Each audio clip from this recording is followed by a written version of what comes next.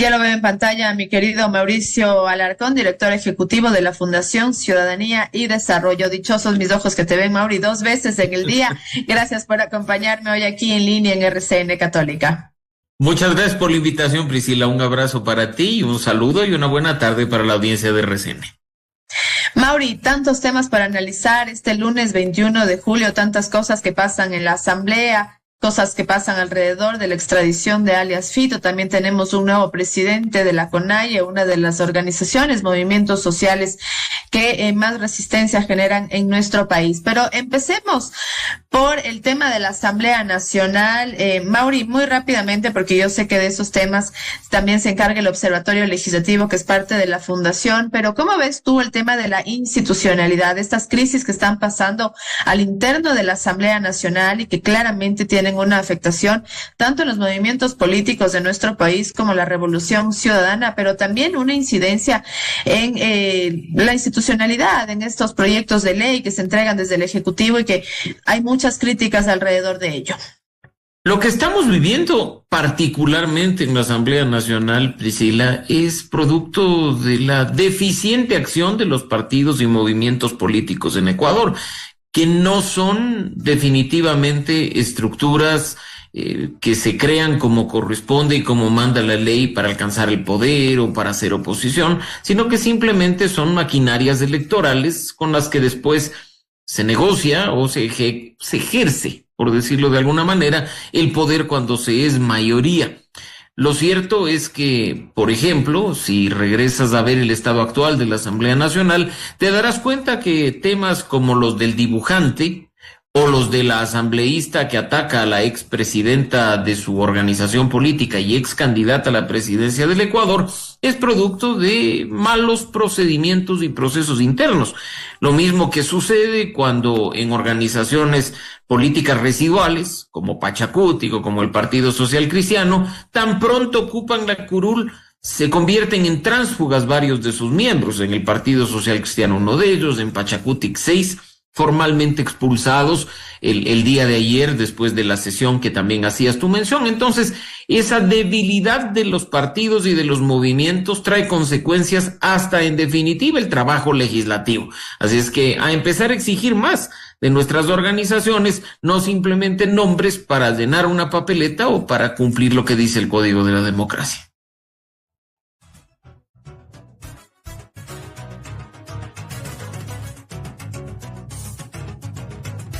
Mauri, ahí ya te decía que justamente sobre el tema de las reformas al Código de la Democracia hablábamos la anterior semana sobre los cambios que se plantean y justamente está sobre este método para poder elegir asambleístas. Y ahí yo no sé si tú compartes este criterio conmigo, pero también es un poco de responsabilidad de la ciudadanía saber a quiénes elegimos, no culparle únicamente a un método, sino también nosotros saber por quién votamos, por qué partido político, porque de estas crisis de los movimientos políticos, esto no es un tema nuevo.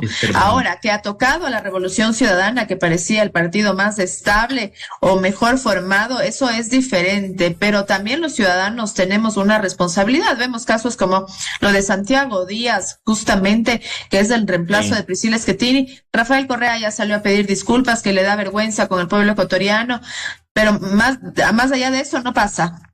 Mira, y lo que tú mencionas es clave. El poder principal radica en nosotros, los ciudadanos, que no debemos ir a rayar una papeleta para que nos den un certificado que nos permita hacer trámites públicos, que tampoco debemos rayar una papeleta en función del cariño que le tenemos a un candidato sin ver quiénes lo están acompañando en el resto de casilleros. Creo que esa responsabilidad no se ha visto como corresponde durante el último tiempo. Si la organización política te mete nombres de relleno, a propósito de listas en las que están 4 o 5 personas aspirando a las curules, nos corresponde a nosotros poner las piezas en su lugar y no votar simplemente por llevar la contra o por revanchismo, sino con pleno conocimiento de que existe la posibilidad de que esos nombres entren y ocupen una curul. El caso del asambleísta dibujante es uno. Entra en tercer lugar en un distrito en nuestra provincia de Pichincha, en la que creo que ni él ni quien lo puso en el tercer lugar lo vio venir. El caso de Santiago Díaz, suplente. Sí, porque quizá al inicio nadie se imaginó lo que iba a pasar con Priscilla Schettini y su imposibilidad de ocupar la titularidad de la Asamblea. Termina él principalizándose y con esto que acaba de ser denunciado, que es gravísimo. ¿Qué más tenemos que nosotros ver en nuestra Asamblea Nacional? Y acá no se trata de utilizar rimbombantes eslogans comunicacionales diciendo que esto es lo nuevo, lo bonito y lo del cambio, sino que creo que la ciudadanía vería con mucho mejores ojos que las cosas se hagan de la manera en que corresponde, independientemente de la organización política. ¿Y a qué voy con esto? El escándalo de hace unos días, a propósito de la contratación de parientes, no ha terminado. No se trata de que porque renunciaron o los desvincularon ya todo quedó ahí, porque quien estuvo detrás tramitando esos espacios es un asambleísta, es un legislador. Entonces yo creo que acá las responsabilidades bien ejecutadas al interior del órgano legislativo pueden traer beneficios mucho más grandes que los que lamentablemente hasta el momento ha traído y que creo que son muy pocos y más bien evidencian una crisis de representatividad importante. Bueno, y justamente, Mauri, también vemos cómo se destapó todo este caso de nepotismo, pero bueno, le vamos a dejar al Observatorio Legislativo para analizar los temas de la Asamblea. Ahora, vamos con un tema del gobierno, Mauri, que es este mensaje comunicacional que se da todos los lunes, como que se ha ido un poco estableciendo ya y dando forma a la comunicación del gobierno alrededor de varios temas, como por ejemplo el tema de Fito, la extradición, después de que ya se haya aprobado por parte de la Corte de Justicia Nacional y también ya del presidente Daniel Noboa. ¿Cómo ves tú el mensaje de la extradición de alias Fito, tomando en cuenta que seguimos en un entorno de inseguridad, de masacres que vivimos el fin de semana, no solo en Manta, que es una de las ciudades que lamentablemente ha tenido que vivir y aguantar 20 muertos en 3 días, sino también ahora en Playas Santa Elena? Pero vemos cómo ahora desde la vocería del gobierno de Daniel Noboa también se ha hablado de este tema, de esta especulación del celular que llevaba en el bolsillo y dicen que no, que eran pastillas y que son los medios los que crean fábulas, ha dicho la vocería oficial alrededor de estos temas. Mira, yo no me voy a referir a los bolsillos de Fito. Creo que el mensaje que se ha transmitido en estos días es importante, es positivo. Se extradita a los Estados Unidos producto de nuestra voluntad, manifestada en las urnas en enero del año pasado, a un peligroso delincuente, miembro de un grupo de delincuencia organizada.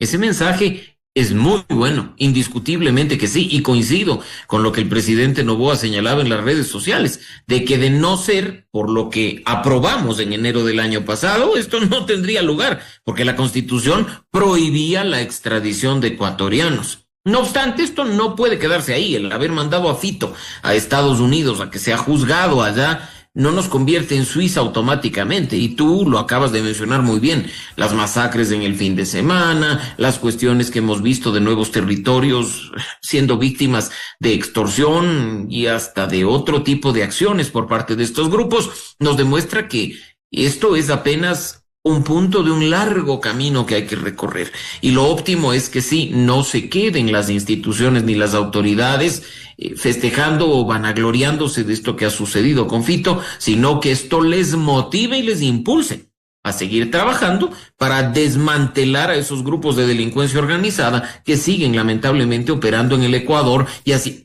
haciendo de las suyas en contra de nosotros, ¿no? Entonces el trabajo va a tomar tiempo. Es una hoja de ruta que tiene que implementarse durante los próximos años, me atrevo a decir, porque tampoco este tema, y seamos muy realistas y conscientes, se va a solucionar en cuestión de días o de semanas.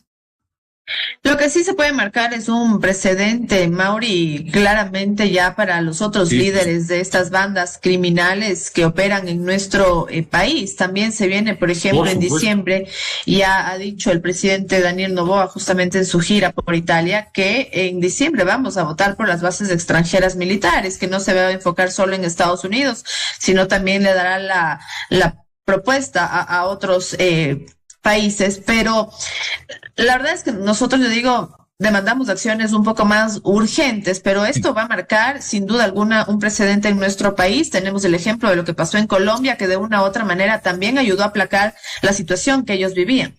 Y mira, acá también hay que actuar con sensatez, criticar cuando hay cosas que no van a producir resultado, pero rescatar lo bueno y destacar lo bueno.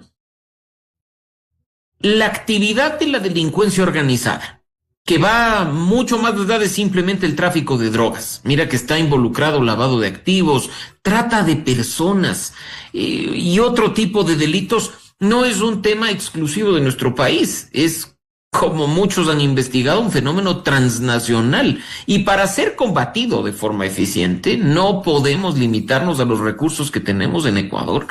Necesitamos, sobre todo, débiles como estamos, apoyo e impulso desde la cooperación internacional. Así es que, de nuevo, hay que aprender a ser coherentes. Y quienes estuvimos formando parte del proceso constituyente en 2008, nos opusimos a esa prohibición muy populista y muy anclada a ese concepto de soberanía, de no permitir las bases. Claro, no, hay parámetros, hay límites, hay convenios específicos que tendrán que discutirse, pero la cooperación internacional en materia de seguridad tiene que estar viabilizada por la Constitución. Ya la Asamblea ha hecho su parte.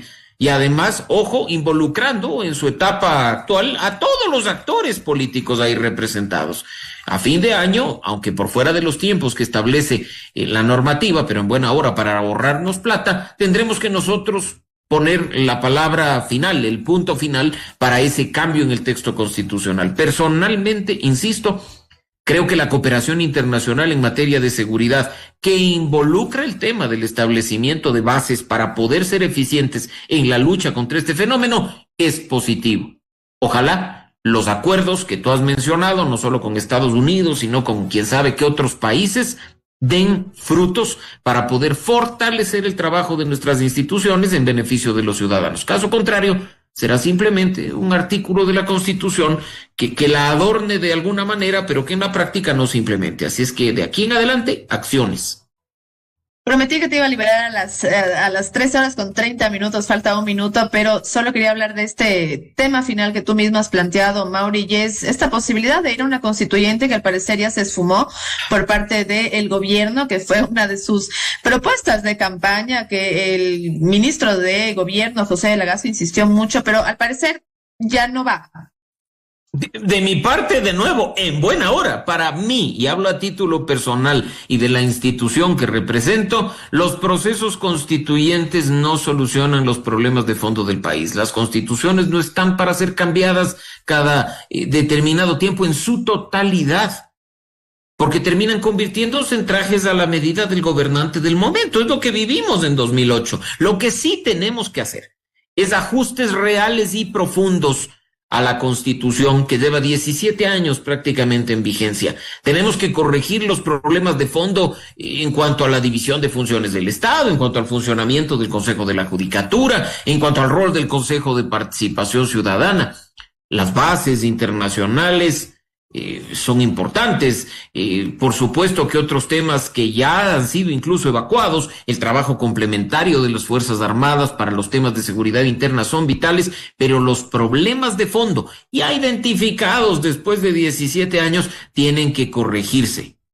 Ya la Constitución lo dice. Enmiendas, reformas, pasando por la ciudadanía, pasando por la Asamblea, manos a la obra, corrijamos el texto constitucional, cambiemos del vigente, lo que haya que cambiar. Pero ir a un proceso constituyente incluso nos podría salir muy costoso. Mira la cantidad de millones de dólares que hoy el país no tiene y que deberían más bien destinarse a salud, a educación y a tantas otras cosas, incluso seguridad, que costaría un proceso de este tipo. Así es que el gobierno se ha desistido del proceso constituyente, que no desista de ir a cambiar ciertas cosas en nuestra Constitución para poder dar forma a la institucionalidad que nuestra débil democracia necesita de forma urgente.